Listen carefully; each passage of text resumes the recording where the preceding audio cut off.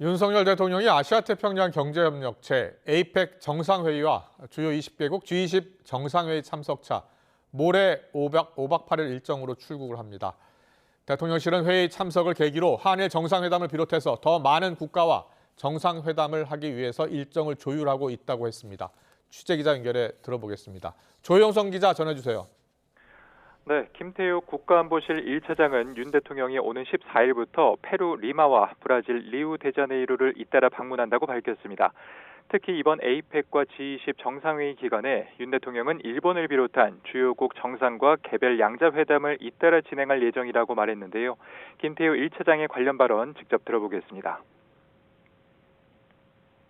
베트남, 멕시코, 브루나이, 일본을 포함한 다수의 국가들과 양자회담을 추진하고 있는데 다자회의의 특성상 추가적으로 더 많은 국가들과 논의하고 있으나 구체적인 일정 조율이 아직 진행 중임을 말씀드립니다. 대통령실 관계자는 한일 정상회담 가능성이 매우 높은 상황이라고 설명했습니다. 한미일 정상회담도 관련국들과 논의를 진행하고 있다고 밝혔는데요. 또 이번에 성사된다면 다음 달 미국에서 열릴 걸로 전망됐던 별도의 3자 회동은 필요 없어질 거라고 말했습니다. 성사되면 지난해 캠프 데이비드 회의 이후 1년 3개월 만이자 이시바 일본 총리가 참석한 한미일 회담은 처음입니다.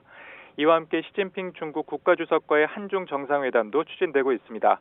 윤 대통령과 시 주석은 1년 전 에이펙 정상회의 때 잠깐 마주친 적은 있지만 이번에 한중 정상회담이 성사되면 2년 만에 마주 앉게 됩니다. 아울러 순방을 계기로 미국 트럼프 대통령 당선인과 회동할 가능성에 대해서는 당선인 측과 긴밀히 소통하고 있다는 입장만 내비쳤습니다. 이번 순방에서 윤 대통령은 페루 수도 리마에서 열리는 31차 에이펙 정상회의에 참석하고 뒤이어 18일부터 이틀 동안 G20 정상회의가 열리는 브라질 리우데자네이루로 향합니다. 윤 대통령은 에이펙 정상회의에서는 내년 에이펙 의장국으로서 대한민국이 무역 투자에 앞장설 것을 천명하며 디지털, 친환경, AI 기술을 활용해 공동의 이익을 위한 연대를 강조할 예정입니다. G20 정상회의는 정의로운 세계와 지속가능한 지구를 주제로 개최되는데 윤 대통령의 참석은 2022년 발리, 지난해 뉴델리에 이어 이번이 세 번째입니다. 이 자리에서 윤 대통령은 글로벌 식량 위기 대응을 위한 우리 정부의 인도적 지원 공약 등을 발표하고 기아 빈곤의 타겟책으로 개도국의 경제 성장 지원을 위한 범 G20 차원의 노력을 촉구할 예정입니다. 앞서 대통령실은 이번 순방에 윤 대통령의 부인 김건희 여사는 동행하지 않는다고 밝혔습니다. 지금까지 용산 대통령실에서 YTN 조용성입니다.